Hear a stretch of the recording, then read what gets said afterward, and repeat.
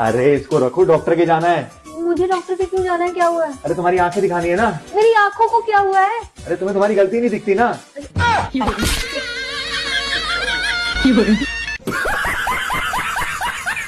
रुको जरा।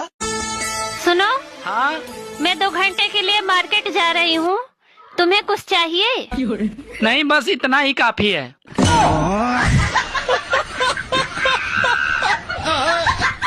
बेबी तुम मेरे लिए क्या क्या कर सकते हो? बेबी खुद के लिए तो कुछ कर नहीं पा रहे हैं, तो मेरे लिए क्या करेंगे?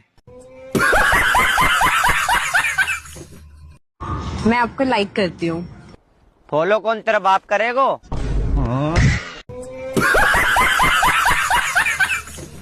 बेटा तू दारू पीवा, तूने पहले क्यों नहीं बताई? और अभी तो रुको, क्लाइमैक्स अभी बाकी।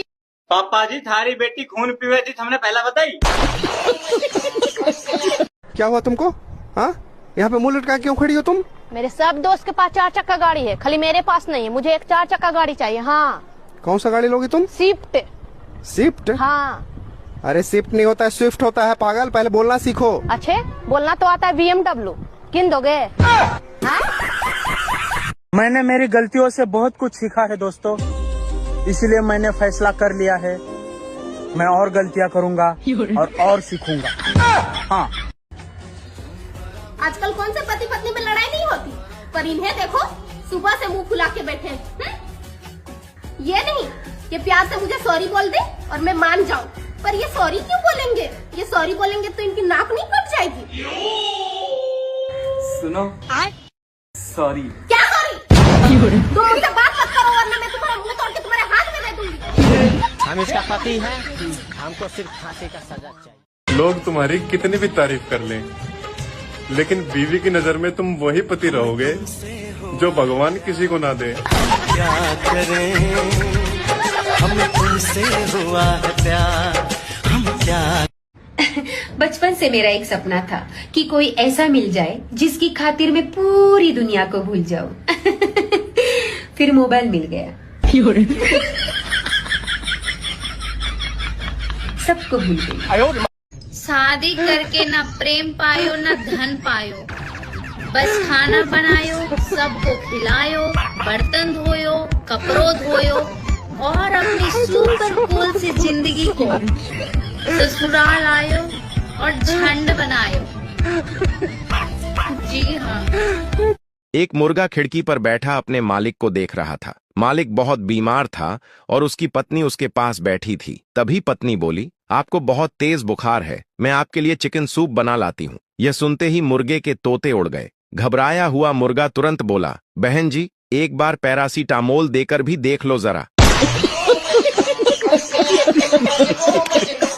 अमरेंद्र बाहुबली लड़कियों और महिलाओं को क्यों पसंद आया पता है? वो दिखने में सुंदर था इसलिए नहीं, वो महापराक्रमी था इसलिए नहीं, वो बहुत रोमांटिक था इसलिए बिल्कुल नहीं। असली वजह ये थी कि भरी सभा में उसने हिम्मत करके अपनी बीवी का पक्ष लिया और साफ साफ कह दिया, माँ तुम गलत हो। बस इसी डायलॉग के बाद थिएटर में बैठी 99% महिलाएं चुपचाप अपने अपने पतियों की तरफ ऐसे घूरने लगीं जैसे कह रही हों, सीखो कुछ बाहुबली से। गुल्लो देवी अपने अंतिम समय में बेड पर पड़ी थी। लल्लू प्रसाद घबराते हुए बोले, अरे ओ गुल्लो देवी, जाने से पहले एक बात तो बताती जा। अपने 5 बेटों में से 4 तो लंबे चौड़े और गोरे हैं। अच्छा। लेकिन ये छोटा वाला काला और ठिगना क्यों है? सच सच बता, ये किसका है? गुल्लो देवी ने कमजोर आवाज में कहा, आखिरी समय में आपसे झूठ नहीं बोलूंगी लल्लू प्रसाद, सिर्फ यही आपका है। ये सुनते ही गुल्लो देवी की जगह लल्लू प्रसाद ही चल बसे। नदी के किनारे पहुंचने के बाद मछली पकड़ने गए एक आदमी को मालूम पड़ा कि वो मछलियों के लिए चारा लाना तो भूल ही गया। तभी उन्होंने एक छोटे से सांप को वहां से गुजरते देखा जो अपने मुंह में एक कीड़ा पकड़े हुआ था। आदमी ने सांप को पकड़ा और उसके मुंह से वह कीड़ा छीन लिया। लेकिन यह सोचकर कि बेचारे सांप के पास खाने को कुछ नहीं है, उन्हें थोड़ा बुरा लगा और उन्होंने फिर से सांप को पकड़ा और उसके मुंह में थोड़ी दारू टपका दी कि चलो ये थोड़ा गम भूल जाएगा। फिर वो मछली पकड़ने में जुट गया। करीब 1 घंटे बाद उसे लगा कि कोई उसकी पैंट हल्के से खींच रहा है। नीचे देखने पर उन्होंने उसी सांप को पाया जो मुंह में 3 कीड़े पकड़े हुआ था और बड़ी आशा से उसकी तरफ देख रहा था। दारू चीज ही ऐसी है। अरे पट्ट्या उठ, चालू उठ. अरे बाप रे बाप दादा, हा अलार्म कसला वाजतोय? अजून 8.02 मिनिटं झाले नाही तर झोपू द्या की जरा. वा रे पठ्ठ्या, 0.2. अख्खं शहर दारिद्र्याच्या खड्ड्यात घालून झोपायचंय वैर तुला? अरे हा अलाराम नाही, हा शंखनाद आहे विकासाचा, राष्ट्रवादाचा. जागा झालाय मतदार राजा, म्हणतोय राष्ट्रवादी पुन्हा, राष्ट्रवादी पुन्हा पुन्हा. घर में देवर उठेंगे 10 बजे, ससुर उठेंगे 8 बजे, ननद उठेंगी 9 बजे, लेकिन पतों को 4 बजे उठना जरूरी है, क्योंकि घर की लक्ष्मी है. बाकी सब कौन सी रावण है सब घर वाले. यार पापा आजकल ज्यादा पूजा पाठ नहीं करने लगे हैं. लगता है अपने बेटे की तरक्की के लिए भगवान से दुआ कर रहे हैं. अरे भगवान, इस जन्म तो ऐसी मक्कार औलाद दे दी, पर अगले जन्म में कोई अच्छी औलाद देना. शादी के बाद अक्सर ये मसले हो जाते हैं. बीवी मोटी और मर्द टकले हो जाते हैं. तुम्हें पता है मैंने तुम्हें कितना मिस किया? जब तुम घर पे नहीं होती ना तो पूरा घर खाने को दौड़ता है. अच्छा, इतना प्यार करते हो आप मुझसे? और जब मैं घर पे होती हूँ तब तुम खाने को दौड़ती हो. हाँ. ध्यान रहे दोस्तों, बीवी के सामने पड़ोसन की तारीफ करना एलपीजी के गैस गोदाम में सिगरेट पीने के बराबर है. इस दिल की बातों में जो आते हैं.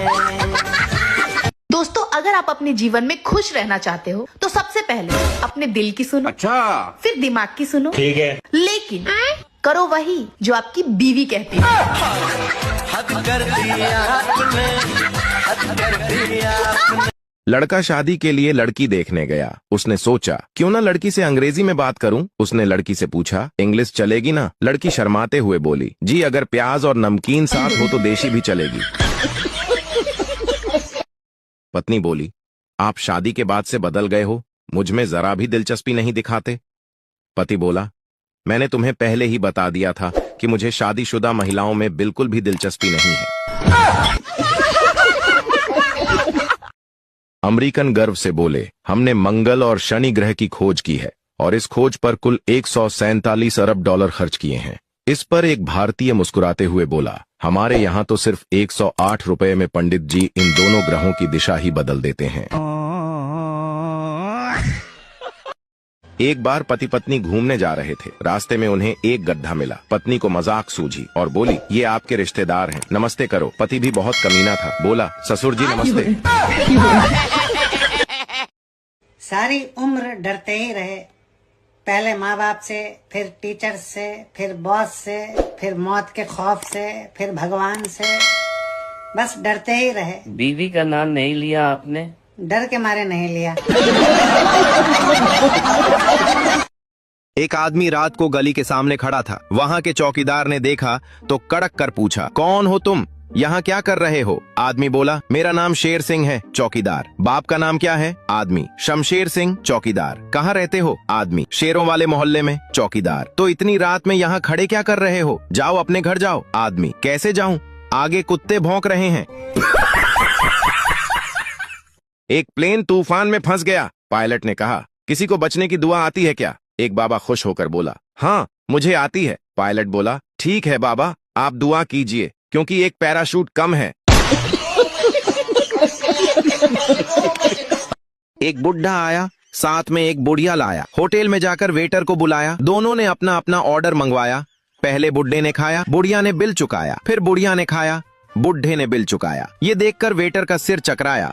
वो उनके पास आया और बोला, जब तुम दोनों में इतना प्यार है तो खाना एक साथ क्यों नहीं खाया? इस पर बुढ़े ने फरमाया, जानी तेरा सवाल तो नेक है, पर हमारे पास दांतों का सेट सिर्फ एक है. पति के खराब मूड और पत्नी के खराब मूड में बड़ा मजेदार अंतर होता है. पति का मूड साधारण वायरल बुखार जैसा होता है जो चाय पीते ही उतर जाता है, लेकिन पत्नी का खराब मूड कोरोना जैसा होता है. मास्क नहीं, बचाव नहीं, पूरे घर में फैल जाता है और सब लोग चुपचाप बचने की कोशिश करते हैं.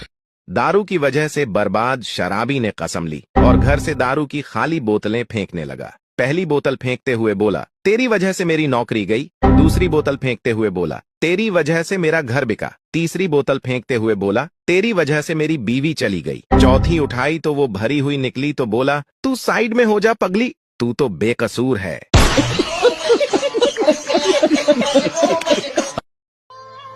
हमने सोचा था दोनों मिलकर दुनिया से लड़ेंगे, लेकिन हमारी खुद की लड़ाइयाँ कम नहीं हो रही हैं। आप सभी को हमारी तरफ से सकर मकरांति, मकर सकर, सकर मकर, क्रांति शांति, भारत माता की